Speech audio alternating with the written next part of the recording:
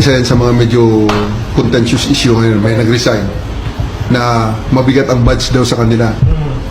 Ito sasabihin ko, police din ako. And very few people can say na they have more experience than me. Eh bakit? 54 na ako eh. Nagsimula akong police 20. Oh, so I'm already in this job for 34 years. Okay?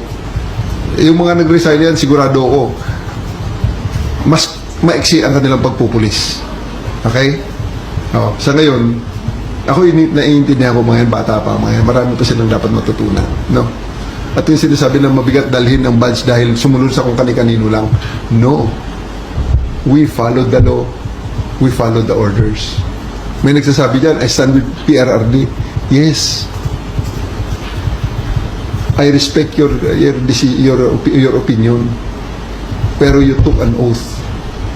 Ano sinabi ng oath? At pinamemorize nga yan yung Code of Professionalism. Di ba? Men who take up the profession of arms give up on their own free will and volition their right. Napakaraming rights ang give up namin para sa trabahong ito. What are those rights that we gave up when we took the oath as uniformed personnel? To say as we like, to dress as we like, to think. It takes but one order for us to do something and uproot us and bring us to another place. Yan ang trabaho ng uniformed personnel. Because without that, binigyan mo ako ng baril at wala yung pagtetemper na yon ng civil authorities over the uniformed services, anong mangyayari sa atin? Kaya nga, it is always the civilian authorities over the military and the uniformed personnel. And rarely na may military junta anywhere in the world, anywhere in history na nagsasaksi in governance. Diba? Kaya wala eh. Hindi pwede talaga na military junta or uniformed services junta. Hindi pwede. Na yung uniformed personnel na may baril, yun ang magdidictate kung ano ang mangyayari. Hindi pwede.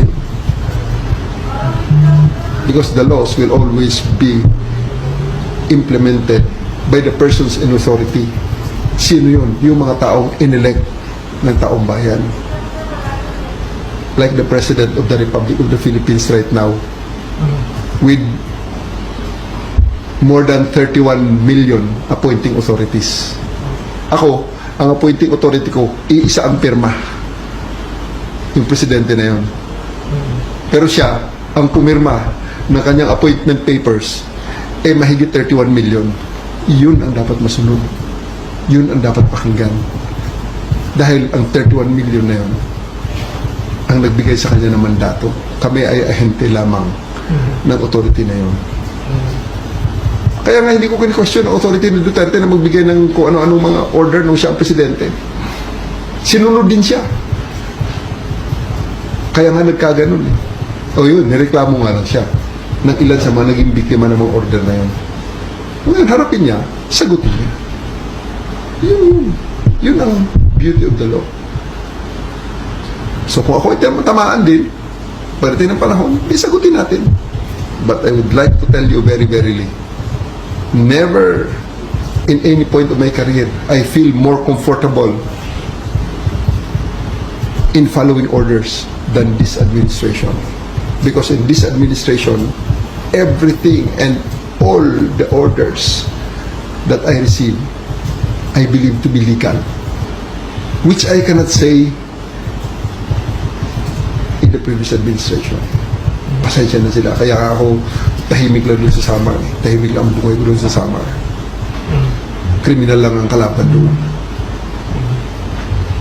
Hindi tayo naghanap ng mapatay. May criminal pa rin ang drugista. Pero hindi tayo naghanap ng mapatay lang just to maintain the position and to retain na kailangan marami kang score. Wala tayo ganun. So you confirm sir, may score?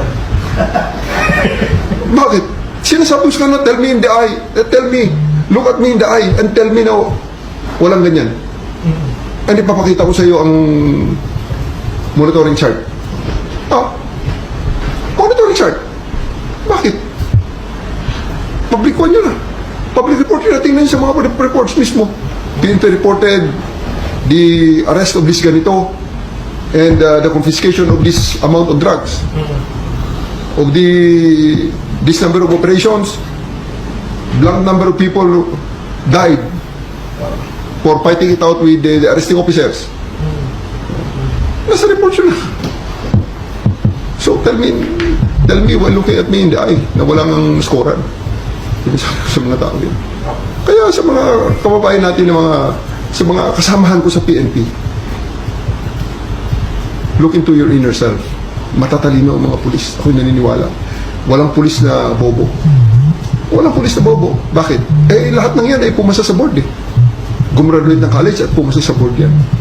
Yes, every single one of them, because that is a formal requirement in the entry to the PNP. You have that eligibility and you have that baccalaureate degree. Kaya, look into your inner self. Pakinggan mo ang sarili mo. Talaga nga bang naniniwala ka sa pulisiyang ngayon ay tinitingnan sa microscope ng paglilitis ng ICC? Oo.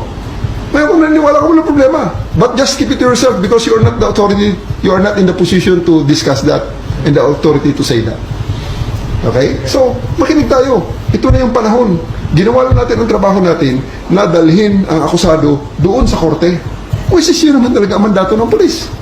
Yeah. And now that he is already there, manood tayo kung paano niya depensa ng kanyang sarili doon sa mga akusasyon ng kanyang mga accusers being presented now to the neutral party, which is the ICC. And ito pa nga ang point dyan eh.